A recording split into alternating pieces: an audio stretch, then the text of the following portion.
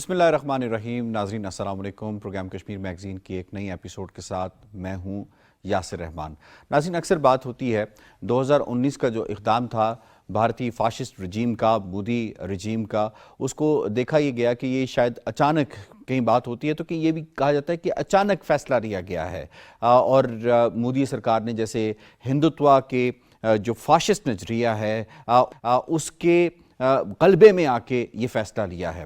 تاہم اگر آپ ان سارے عرصے کو دیکھیں، ان 3 سالوں کا اگر موازنہ کر لیں جو گزرے، اس دوران اس فاشسٹ رجیم نے جس سسٹمیٹک وے کے اندر مقبوضہ کشمیر میں اپنے فٹ پرنٹس بڑھانے کی کوشش کی اور اپنی سپیس زیادہ لینے کی کوشش کی، اس سے یقیناً یہ لگتا ہے کہ یہ منصوبہ بالکل ایسا نہیں تھا کہ اچانک سے یہ فیصلہ کیا گیا اور اس پہ کیا گیا. اور اکثر یہ بھی لوگ بات کرتے ہیں، ہمیں نظر آتے ہیں ہندوستان کے اندر جو وہاں کے مسلمان ہیں، کہ مودی نے ایک موقع پر یہ تقریر میں یہ بھی کہا تھا کہ یہ جو خصوصی حیثیت کشمیر کی ختم کی گئی آرٹیکل 370 اور 35A کے تحت، اسے واپس کر دیا جائے گا.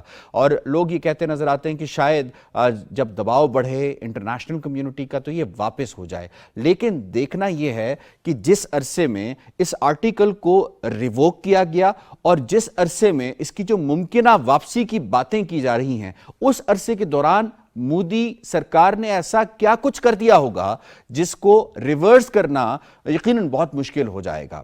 اب ہم اگر بات کر لیں اس سارے عرصے میں مقبوضہ کشمیر میں ہوا کیا، تو ہم نے یہ دیکھا کہ جیسے ہی آرٹیکل 370 اور 35A ختم ہوا، ہندوستان کے تمام قوانین کا راج جو ہے وہ مقبوضہ کشمیر کے اندر ہو گیا. اس کے بعد ہم نے دیکھا کہ لینڈ ایکوزیشن اتنی تیزی کے ساتھ ہوئی، کبھی فوجی چھاونیوں کے نام کے اوپر، کبھی انویسٹرز کے نام کے اوپر، کبھی جو ہندو انتہا پسند ہیں ان کو بسانے کے نام کے اوپر، کبھی ڈومیسائل ہولڈرز ہیں ان کے لیے ان کو بسانے کے نام کے اوپر، کبھی جو ہندو پنڈت ہیں جو مقبوضہ کشمیر سے جا چکے ہیں 4 سے 5 لاکھ کی تعداد کے اندر، ان کے لیے الگ کالونیز بنانے کے نام کے اوپر، یا جو گورکھا ریٹائرڈ آفیسرز یا آفیشلز ہیں 7,000 کے قریب، ان کو بسانے کے نام کے اوپر ہم نے دیکھا کہ کتنی تیزی کے ساتھ جو ہے یہ سلسلہ. پھر ہم نے یہ بھی دیکھا کہ ڈی لمیٹیشن کے تحت انہوں نے جو ابھی تازہ ترین معاملہ کیا ہے وہ یہ کیا کہ جموں، جس کی آبادی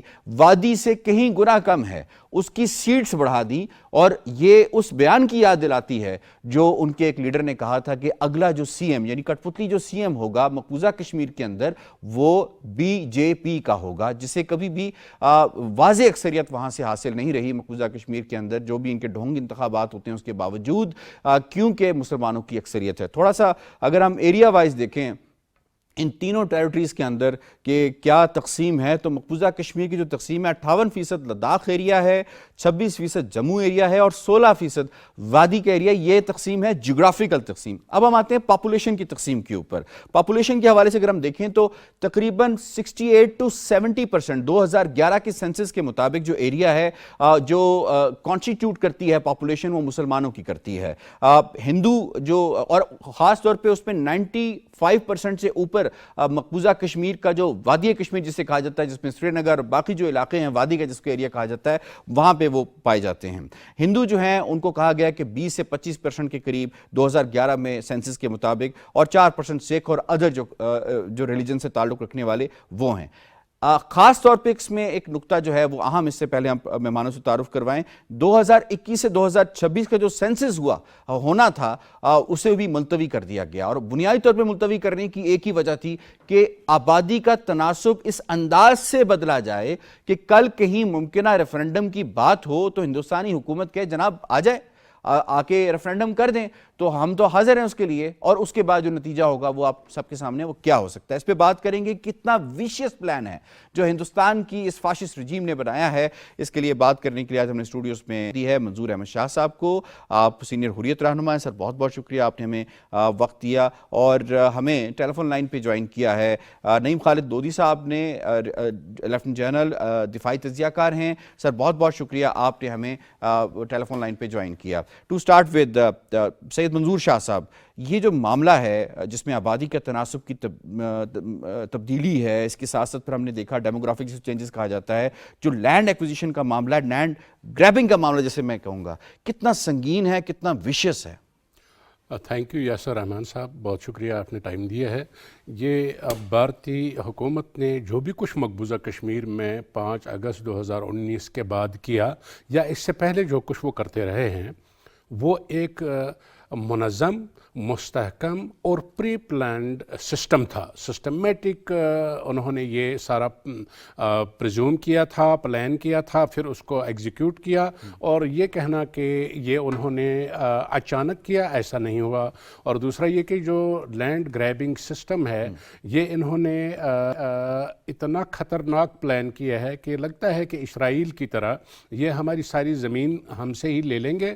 ابھی بھی آپ کو لگتا ہے؟ ہاں بالکل ہو رہا ہے یہ زمین ہم سے چھین لیں گے، اور ہم اپنی ہی زمین میں بے یار و مددگار ہوں گے، بے گھر ہوں گے، بے دست پا ہوں گے، اور ہماری زمین جو ہے وہ انویسٹمنٹ کے نام پر ہندوستان کے تاجروں کو دی جا رہی ہے۔ انہوں نے ایک پروگرام بنایا ہے، اشرام پروگرام۔ اس اشرام پروگرام کے تحت کوئی بھی ہندوستانی شہری مقبوضہ کشمیر میں، چاہے اس کے پاس ڈومیسائل ہو یا نہ ہو، وہ زمین خرید سکتا ہے اور اس سے لوکل بینکس لون دے سکتے ہیں۔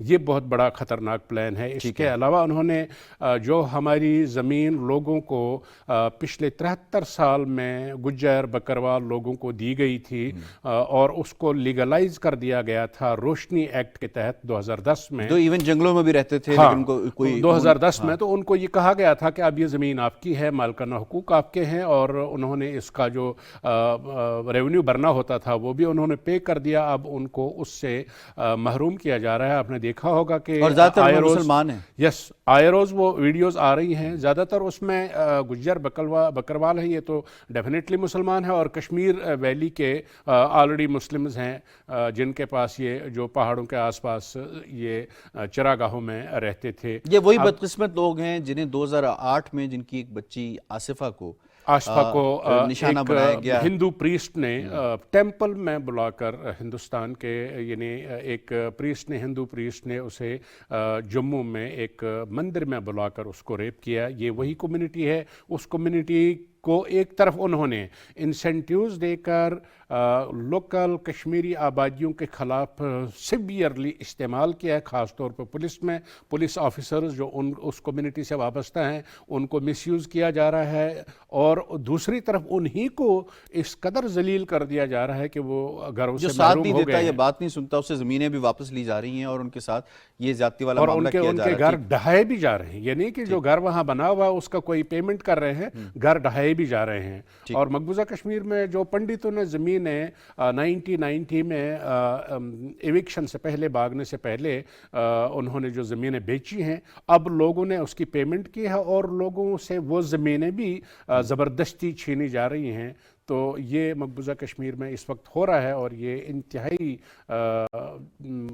منصوبہ بند طریقے سے ہو رہا ہے۔ ٹھیک ہے جنرل صاحب، یقیناً کچھ میں نے اپنی خدائیت سامنے رکھے، اور زیادہ تر جو ہیں وہ منظور احمد شاہ صاحب نے اس حوالے سے بات کی۔ کتنی بڑی الارمنگ سچویشن ہے۔ اگر ہم صرف آرمی کے حوالے سے بات کریں کہ جو لینڈ گریبنگ وہاں پہ ہو رہی ہے مقبوضہ کشمیر کے اندر، کہیں چھاونی کے نام کے اوپر، کہیں اسٹریٹجک جو سائٹس ہیں ان کو بلڈ کرنے کے نام کے اوپر، تو ماضی میں یہ دیکھا گیا تھا کہ جو NOC لینا پڑتا تھا اس کی ریکوائرمنٹ بھی اب ختم کر دی گئی ہے۔ اسی طریقے سے 7,000 کے قریب جو گورکھا ریجمنٹس کے ان کے ریٹائرڈ آفیشلز ہیں ان کو جو ہے وہاں پہ بسایا جا رہا ہے، ان کی ہاؤسنگ کالونیز ٹائپ بنائی جا رہی ہیں۔ کتنا ویشیس پلان ہے جو ابھی یہ شدت اختیار کرتا جا رہا ہے، ہم آئے روز دیکھتے ہیں۔ جی بہت شکریہ۔ دیکھیے صرف پلان ہی نہیں ہے، بلکہ آپ نے جیسے خود بھی کہا اس کے اوپر ایگزیکیوشن شروع ہے، اور کافی حد تک آگے جا چکی ہے۔ جو پورا منصوبہ ہے وہ بڑے مربوط طریقے سے بنایا گیا ہے، اور وہ اپنے پلان کے مطابق آگے بڑھتے چلے جا رہے ہیں۔ اس کا آپ نے بھی ذکر کیا، میرے کشمیری بھائی نے بھی اس کو انڈورس کیا۔ کشمیریوں کو تو میں دوش نہیں دیتا، کیونکہ جب آپ کی 9 لاکھ فوج وہاں پہ موجود ہو، اور کشمیریوں کو تو سانس لینے کا بھی وہاں موقع نہیں ہے، میں مقبوضہ کشمیر کی بات کر رہا ہوں، تو وہ اس کے باوجود انہوں نے اپنی جدوجہد جاری رکھی، اس کے باوجود انہوں نے آواز اٹھائی۔ اس کے جب اتنا بڑا لمبا لاک ڈاؤن اور وہ بالکل بلیک آؤٹ رہا، اس میں بھی وہ اپنے سانس بھی لیتے رہے اور ہم تک باتیں بھی پہنچاتے رہے۔ میں مانتا ہوں کہ ہماری جو فورن آفس ہے اس نے کوشش کی، انہوں نے بہت بتایا۔ جنرل صاحب، لیکن ابھی جو صورتحال جس طرح سے بن رہی ہے، یہ لینڈز بھی لے رہے ہیں, کہیں انویسٹرز کا بہانہ کر کے کہیں ایکسپوز کر رہے ہیں, بلکہ کہیں ہمارے جو دوست ممالک ہیں ان کے ساتھ ایم او یوز بھی جو ہے مقبوضہ کشمیر کے نام کے اوپر جو ہے وہ سائن کیے جا رہے ہیں, اور وہ سامنے بھی یقیناً یہ ڈیٹیلز آ رہی ہیں. ایک میسیجنگ کرنے کی کوشش کی جا رہی ہے ان کی طرف سے. چلیں آپ ہی کس سوال کے اوپر آ جاتے ہیں کہ ہمیں اس کو کس طرح سے رسپونڈ کرنا چاہیے تاکہ کم از کم یہ جو معاملہ ہے, جو ان کا پروسیس ہے, اس پروسیس کو روکا جا سکے. جی میرا خیال سب سے پہلے تو میں یہ کہوں گا کہ جو باتیں اچھی ہوئی ہیں, مطلب جو ریئیکشن اچھے ہوئے ہیں, ان کا پہلے ذکر تو کر لینا. پہلی بات تو یہ ہے کہ کشمیریوں کا ریئیکشن بہت مناسب ہے. انہوں نے مکمل طور پہ ان تمام چیزوں کو ریجیکٹ کیا ہے, اور جہاں تک ہو سکتا ہے انہوں نے اس کو ریزسٹ بھی کیا. دوسری بات یہ ہے کہ جو اس کا نیگیٹو ان کے پوائنٹ آف ویو سے, انڈین پوائنٹ آف ویو سے جو نیگیٹو فال آؤٹ, پہلا تو یہ ہو گیا کہ انہوں نے 100% جو کشمیری ہیں ان کو متنفر کر دیا. پہلے آپ کو پتا ہے کچھ لوگ تھے جو پولیٹیکلی ان کے ساتھ تھے اور وہ بعض اوقات ان کے ساتھ مل کر بھی کام کر لیتے تھے. اب ان کو ایسا بندہ وہاں ملنا بہت مشکل ہے, پہلی بات. دوسرا یہ ہوا کہ انہوں نے چین کو ملوث کر دیا اس پورے معاملے میں. پہلے یہ معاملہ زیادہ تر پاکستان اور ہندوستان کے درمیان تھا. کشمیری اس کے مین وہ تھے اسٹیک ہولڈر, اور یو این کی انڈورسمنٹ تھی. اب جب انہوں نے اس کا حیت چینج کرنے کی کوشش کی کشمیر کی, تو وہ خود بخود اس میں ساکن ہو گیا چائنا. تو اب یہ پرابلم ہو گیا چائنا, پاکستان, کشمیری, انڈین. یہ ایک آپ سمجھیں کہ ان کے لحاظ سے نیگیٹو اور کشمیری سچویشن کے لحاظ سے ایک پازیٹیو بات ہوئی. اس کے بعد یہ ہوا کہ ہونا یہ چاہیے تھا کہ جب کشمیری اتنے متنفر ہو گئے, اٹھ کھڑے ہوئے, چائنا کی طرف سے اتنا پریشر شروع ہوا, اور ابھی ان کو اسی دوران آپ کو پتا ان کی ایئر فورس کو مار پڑی. تو that was the best time کہ پاکستان بھی اپنا پریشر ڈالتا. اور بڑی حد تک انہوں نے اپنی جو ٹیریٹری تھی جس کے اوپر انہوں نے کافی قبضہ کیا تھا ان کو لوز کرنا پڑا. جی, اور اس میں پھر یہ ہے کہ پاکستان, اور میں یہ شور مچاتا رہا کہ دیکھیے اب وہ اپنے جہاز اور لے آئیں گے, وہ S-400 لگا لیں گے, اور اس کے بعد پھر وہ آپ کے ساتھ جنگ کو تیار ہو جائیں گے. جنگ تو اس پر بات پر ہونی ہے. میں جانتا ہوں کہ وہ نیوکلیر پاور آپس میں کھلی جنگ نہیں کر سکتے. میں جنگ کی نوعیت کی بات نہیں کر رہا, لیکن ہاتھ تو آپ نے پکڑنا ہے ان کا, کیونکہ وہ ان کا ہاتھ کشمیریوں کی گردن پر ہے, اور آپ کے وعدے کے اوپر کشمیری یہ کھڑے ہوئے ہیں وہاں پر, اور کشمیری پاکستان کی تکمیل کی جنگ لڑ رہے ہیں. پاکستان کوئی احسان نہیں کر رہا ان کی مدد کر کے, جو ہم بار بار کہتے ہیں کہ ہم ان کی یہ مدد کر رہے ہیں. بھائی آپ کا کلیم ہے اس ٹیریٹری کے اوپر, آپ نے ان کو تسلی دی ہے, آپ نے ان کو ہوپ دی ہے کہ ہم تمہارے ساتھ کھڑے ہوں گے. اچھا جان صاحب, میں دوبارہ آپ کی طرف بھی آتا ہوں.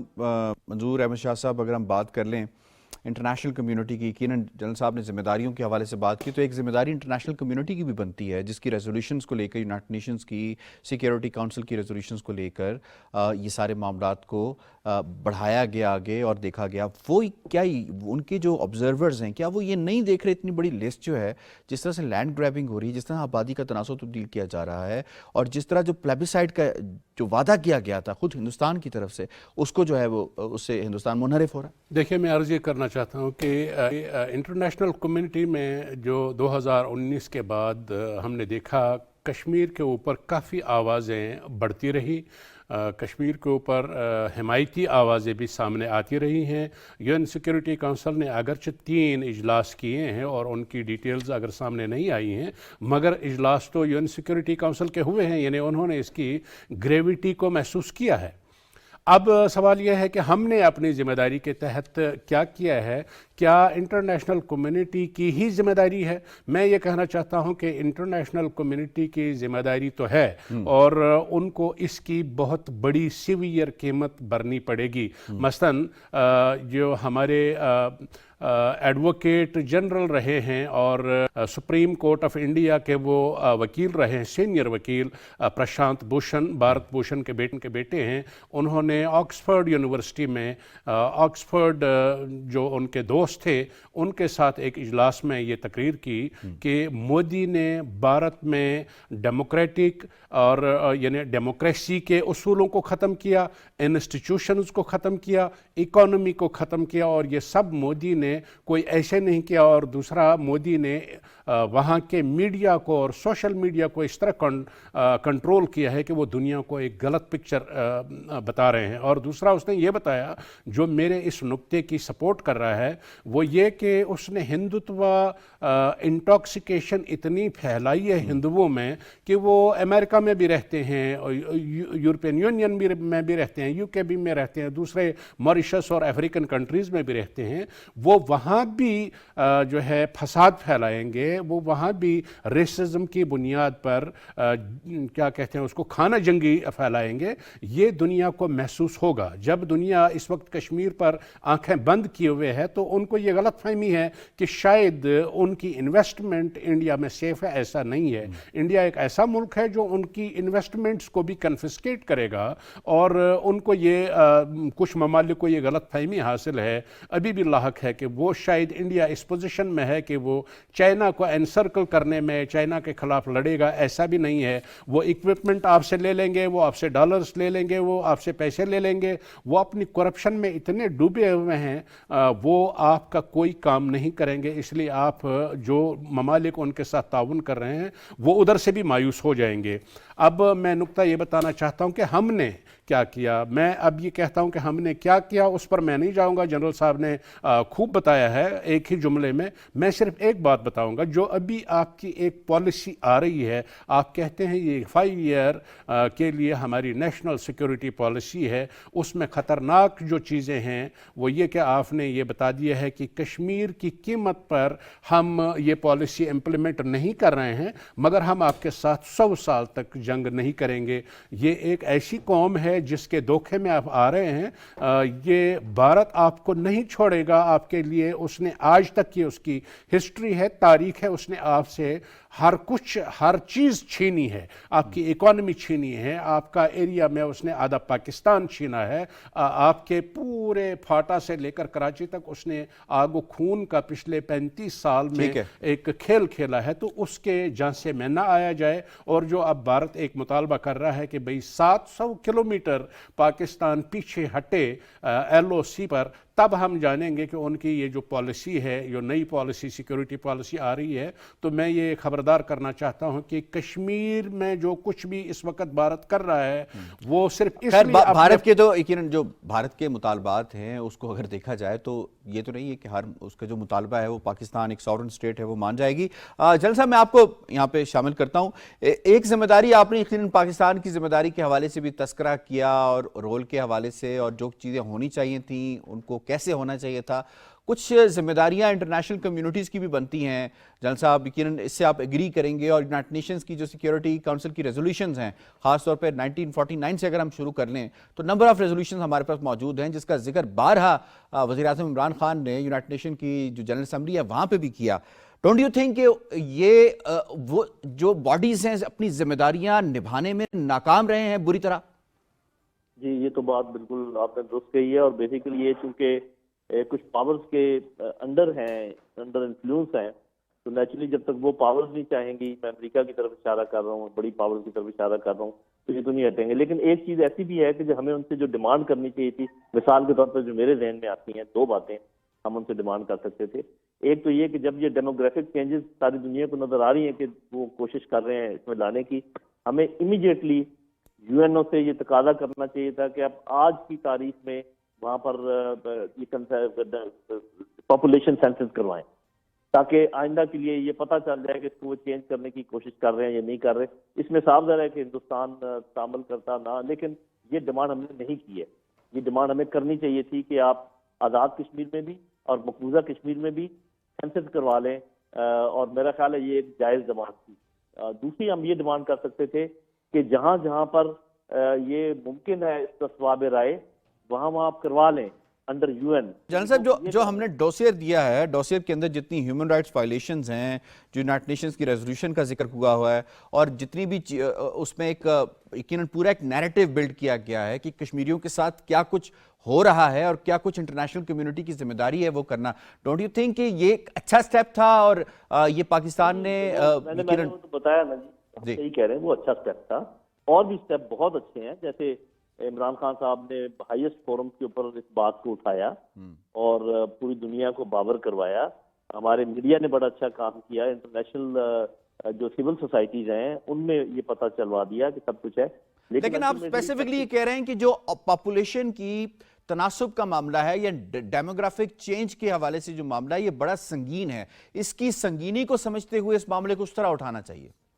جی, میرا یہ خیال تھا کہ ہم اگر یہ ڈیمانڈ کرتے ہیں تو بہت جائز ڈیمانڈ ہوتی, اور ہم اپنے اب جو حصہ کشمیر کا پاکستان کے ساتھ ہے وہاں بھی کہتے ہیں کہ آپ وہاں بھی کروا لیں, ادھر بھی کروا لیں, تاکہ یہ ہمیشہ کے لیے ایک اسٹیٹک بن جائے, اور پرسنٹیج اگر بڑھتی ہے پاپولیشن کی تو ایسے ہی بڑھے اور کوئی اس میں رد و بدل کا امکان نہ ہو. وہ میرے خیال آج بھی اگر کوئی میری بات سنے تو ہمیں یہ کام تو آج بھی کر لینا چاہیے. ٹھیک ہے, آپ کے مطابق ایک ایسا بینچ مارک سیٹ ہو جانا چاہیے جس سے ہندوستان ڈیویٹ نہ کر سکے. جی بالکل یہ بات, اور دوسری یہ ہے کہ ہماری جو خارجہ پالیسی ہے اس کو زیادہ ایکٹیو ہونے کی ضرورت ہے, کہ اگر ہمارے دوست ممالک ہی میں سے کچھ لوگ وہاں پر انویسٹمنٹ کرنے کے لیے آ رہے ہیں اور وہاں کے حالات, چلیں اگر انویسٹمنٹ نہیں بھی کرتے ان کو حالات کا پتہ ہے, ایک میسج جو گیا ہے وہ غلط گیا ہے. جی جی بالکل صحیح ہے, اور یہ میرا خیال ہے کہ یہ چند چیزیں ہیں جو کہ کی جا سکتی ہیں اور اس پر سب کو مل کر کوشش کرنی چاہیے. جی ٹھیک ہے, بطور کشمیری آپ یہ بتائیں, ایک تو ہندوستان کا پلان ہے, ایک کشمیریوں کا پلان ہے جو اپنے خون سے وہ ہمیشہ سے اس کو امپلیمنٹ کر کے بتاتے ہیں کہ جی ہم کسی طور پہ نہیں مانیں گے. کیا کشمیری کسی ڈیموگرافک چینج کو قبول کریں گے؟ ہم نے دیکھا کچھ عرصہ پہلے بھی جس طرح سے وہاں سے مزدور ان کا انخلا ہوا, پھر انویسٹر کیسے رہ سکتے ہیں وہاں پہ؟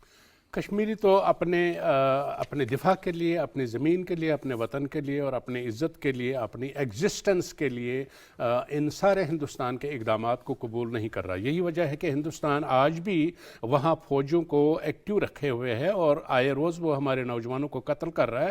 وجہ کیا ہے؟ وجہ یہ ہے کہ وہ سمجھتا ہے کہ کشمیریوں کو, کشمیری چاہے کچھ بھی ہندوستان کر لے اپنے موقف سے پیچھے نہیں ہٹیں گے, اپنے موقف سے دستبردار نہیں ہوں گے اور اس کو ریزسٹ کر رہے ہیں. ٹھیک, سید منظور احمد شاہ صاحب, نعیم خالد دودھی صاحب, آپ دونوں مہمانوں کا بہت شکریہ. یقیناً اس کے ایک اسس بھی بنتا ہے کہ جی کیا کچھ ہونا چاہیے تھا, لیکن سب سے زیادہ الارمنگ یہ بات ہے کہ جس ویشیس سائیکل کو ہندوستان نے شروع کیا ہے اس کو آئے دن وہ بڑھاتا ہوا ہمیں نظر آتا ہے. اس میں تمام جو سٹیک ہولڈرز ہیں ان سٹیک ہولڈرز کو اپنا کردار ادا کرنے کی ضرورت ہے, بالخصوص یونائٹڈ نیشن کی سیکیورٹی کونسل اپنی ریزولوشنز کے مطابق اس کا حل کرائے, تاکہ جو آبادی کے تناسب کی چینج کا جو ویشیس پلان ہے اس کو امپلیمنٹ ہونے سے بچایا جا سکے. پروگرام کشمیر میگزین سے اتنا ہی. یاسر رحمان کو دیجیے اجازت. اللہ نگہبان.